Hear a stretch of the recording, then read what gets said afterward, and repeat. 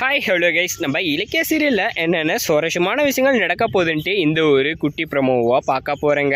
என்னென்ன சுவாரஸ்யமான விஷயங்கள் நடக்க போகுதுன்ட்டுனாக்கா இப்போ பார்க்கக்கூடாத பிரச்சனையெல்லாம் பார்க்க போகிறாங்க நம்ம அஞ்சலி. அது மட்டும் இல்லாமல் இது எல்லாத்துக்கும் சப்போர்ட்டாக இருந்த இந்த பைரவி தான் ரொம்ப சிக்கலில் மாட்ட போகிறாங்க. என்னடா ஆச்சு, என்னதான் கதை சொல்கிறோம் அப்படின்னு சொல்லிட்டு கேட்குறீங்களா?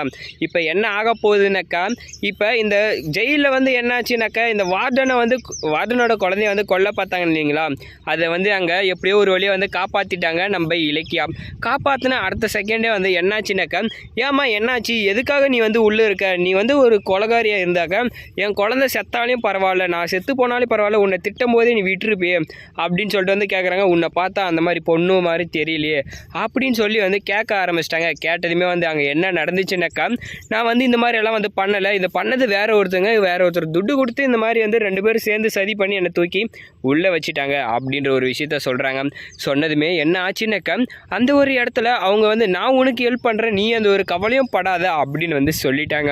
சரி, நீங்கள் ரொம்ப நல்லவங்களாக இருக்கீங்க, எப்படியாவது ஹெல்ப் பண்ணுங்க மேடம், நான் வெளியே போனேன்னா போதும், அந்த எல்லா 2 பேரும் ரவுடிங் இருக்காங்களே, அதாவது இந்த அஞ்சலியும் இந்த பைரவி, இவங்க 2 பேரும் தூக்கி நானே உள்ளே வச்சுருவேன், ஏன்னா எல்லா எவிடன்ஸும் என் கையில் இருக்குது அப்படின்னு சொல்ல ஆரம்பிச்சிட்டாங்க.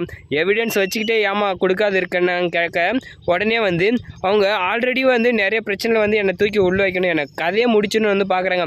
எவிடன்ஸ் எல்லாம் அழிக்க தான் பார்த்துட்டு இருக்காங்க. ஆனால் எனக்கு எவிடன்ஸ் கிடைக்கணும்னா அங்கே கோயில் ஒன்று இருக்குது, அந்த இடத்துல தான் போலீஸ்க்கு பணம் கொடுத்த எல்லா விஷயமும் வீடியோவாக ரெக்கார்ட் ஆகிருக்கும் அந்த சிசிடிவி கேமராவில் அப்படின்னு சொல்லிட்டாங்க. சொன்னதுமே என்ன ஆச்சுனாக்கா, இந்த போலீஸ் உனக்கு நான் ஹெல்ப் பண்ணுறேன், நீ ஒன்றும் கவலைப்படாத அப்படின்னு சொல்லிட்டாங்க. சரி, நான் போயிட்டு அந்த எவிடன்ஸ் எல்லாம் கலெக்ட் பண்ணுறேன் அப்படின்னு சொல்லிட்டு என்ன பண்ணாங்க, கிளம்பி போகிறாங்க. கிளம்பி போயிட்டு பார்க்கும்போது தான் தெரியுது இந்த அஞ்சலியோட பைரவோட சுயரூபமே. ஏன்னா அந்த இடத்துல திரும்ப இந்த போலீஸ் என்ன பண்ணுறாங்கனாக்கா, மீட் பண்ணுறாங்க.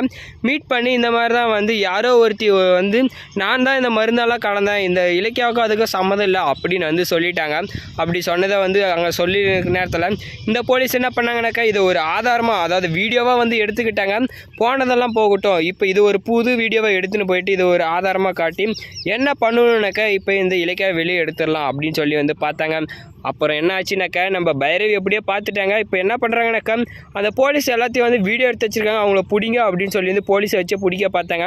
ஆனால் நம்ம போலீஸ் கொஞ்சம் கூட அசையாமல் அங்கேயே தைரியமாக நின்றாங்க. நீ பணத்தை வாங்கினது எங்கள் வீடியோ இருக்குது, அவள் பணம் கொடுத்தது வீடியோ இருக்குது, என்னை எதாவது டச் பண்ணால் அவ்வளோதான், நீ காலி ஆயிடுவேன், ஏன்னா இங்கே சுற்றி எல்லாமே ஆளுங்களாக இருக்காங்க, உன்னால் ஒன்றும் பண்ண முடியாது அப்படின்னு சொல்லிட்டு நம்ம போலீஸும் மிரட்ட ஆரம்பிச்சிட்டாங்க.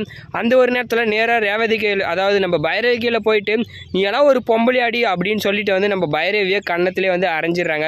இந்த மாதிரி இந்த போலீஸ் அரைஞ்சது ரொம்ப சூப்பர் தான் அப்படின்னு நினைக்கிறேன். வீடியோக்கள் லைக் போட்டு இன்னும் என்ன தண்டனை கொடுத்தா நல்லா இருக்குன்றதை கமெண்ட் பண்ணி சேனலை சப்ஸ்கிரைப் பண்ணிக்கோங்க.